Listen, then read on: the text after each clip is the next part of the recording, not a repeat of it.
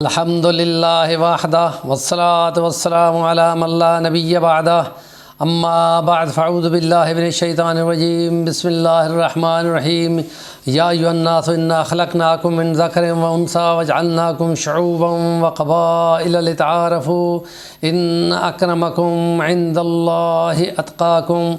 قال النبی صلی اللہ علیہ وسلم الا کلکم من بنی آدم آدم من تراب لا فخر للانساب لا فخر لعربی علی عجمی ولا لعجمی علی عربی ولا لأحمر لأسود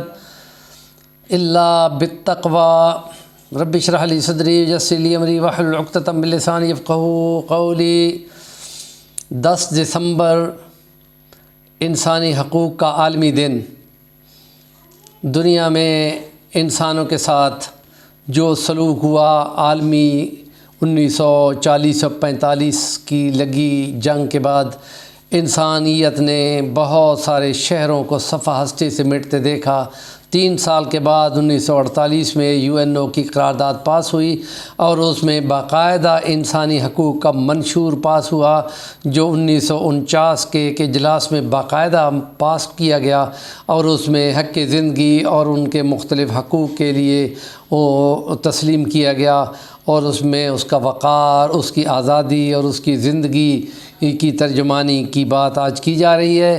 ہمارا نقطہ نظر ہمارے میرے چینل صفی الرحمن الوانی کا اس میں کہ قرآن و حدیث میں اس کے کنٹریری متوازی کیا شریعت کہتی ہے کہ قرآن مجید کی سورۃ الحجرات کی 13 نمبر آیت آپ کے سامنے تلاوت کرنے کا شرف لیا ہے۔ انسانوں، ہم نے تم کو پیدا کیا ایک مرد اور ایک عورت سے، باب آدم اور اماں حوا سے، اور تمہارے مختلف قبیلے بنائے اور تمہارے خاندان بنائے، صرف پہچان کے لیے تم میں سے زیادہ عزت والا وہ ہے جو زیادہ اللہ سے ڈرنے والا ہے اور اللہ اور اس کے بندوں کے حقوں کو دستیاب کرانے والا ہے۔ اور پھر نبی پاک صلی اللہ علیہ وسلم نے خطبہ حجۃ الوداع 10 ہجری کو جو عالمی منشور دنیا کو دیا، اور اس کے ماتھے پر ایک چیز لکھ دی جو کسی قیمتی موتی سے بھی لکھی جائیں تو پھر بھی وہ زیادہ قیمتی ہے۔ اس میں آپ نے فرمایا، سنو سنو، تمام آدم کی اولاد ہیں اور آدم مٹی سے بنا تھا، اور اس لیے کوئی نسب پر فخر کا اعلان نہ کرے، کوئی عربی کو اجمی پہ اور کسی عربی کو اجمی پر، اجمی کو عربی پر، کسی سرخ کو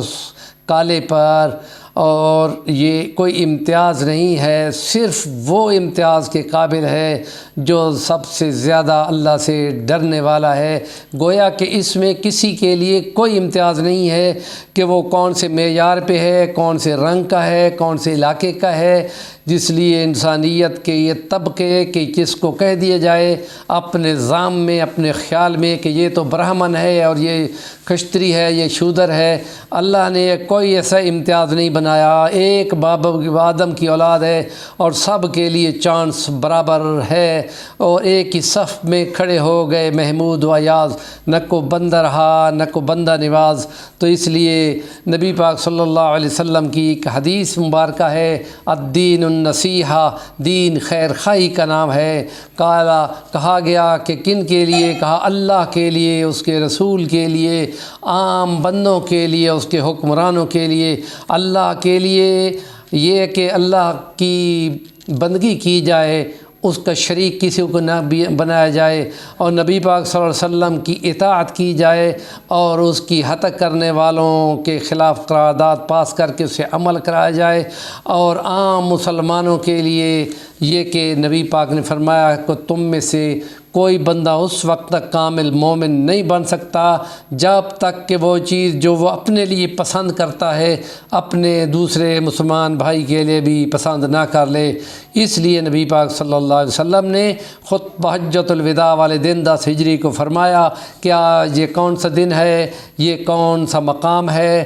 یہ کون سا شہر ہے۔ گویا کہ اس کے حساب سے آپ نے فرمایا کہ جیسے یہ حج کا دن ہے، جیسے یہ عید کا دن ہے، قربانی کا دن ہے، جیسے یہ مکہ کا شہر ہے، حرم کا علاقہ ہے، ایسے ہی انسان کی جان، اس کی عزت، اس کی کا مرتبہ، اس کی جان مال اور اس کی عزت ایسی ہی قیمتی سمجھو، بلکہ آپ نے ان انسانی جان مال اور عزت کو ان چیزوں سے، مذہبی مقاموں سے بھی زیادہ اونچا قرار دیا۔ یہ ہے وہ چیز جس کا منشور میں اعلان کیا گیا۔ دنیا کے یہاں پر برابری کی بات کی جاتی ہے، نبی پاک صلی اللہ علیہ وسلم نے مدینہ میں ایسی برابری کے خلاف کرنے والوں کو، باقاعدہ یہودیوں کو جنہوں نے امتیازی سلوک کر رکھا تھا ایک بڑے کے خلاف، اس پہ باقاعدہ آپ نے تورات کے مطابق اس پہ حد لگوائی جس پر حد لگنی تھی، اور پھر اعلان کیا اللہ کا شکر ہے تورات کے اتنے سینکڑوں سال گزرنے کے بعد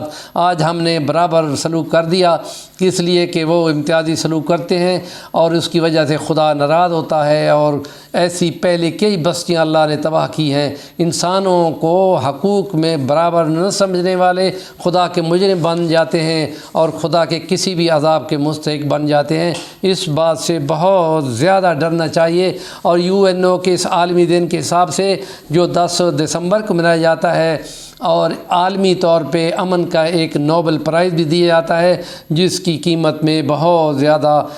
قیمت ہوتی ہے۔ ادھر سعودی عرب میں بھی شاہ فیصل ایوارڈ بھی دیا جاتا ہے۔ یہ انسانیت کی خدمت کرنے والوں کے لیے کچھ کوشش ہے، اس میں انسان کی زندگی، اس کی تعلیم، اس کی صحت، ضرورت کے لیے اس کو پورا ریاستی طور پر ان کو حقوق ضرور ملنے چاہیے۔ تعلیم سب کے لیے ہونی چاہیے، صحت کے مواقع سب کو پورے ملنے چاہیے، اور حق کی زندگی کسی کبھی اور اس کی آواز اور اس کے لیے بولنا کسی طور بھی سلب نہیں ہونا چاہیے۔ آج کے لیے اس منشور کے لیے ہماری یہ چند باتیں تھیں۔ ہمارے چینل کا نام ہے صفی الرحمن الوانی، ضرور سبسکرائب کر لیں، اور اگر آپ کو اچھا لگے تو کمنٹس دیتے ہوئے اس کو لائک بھی کر دیں۔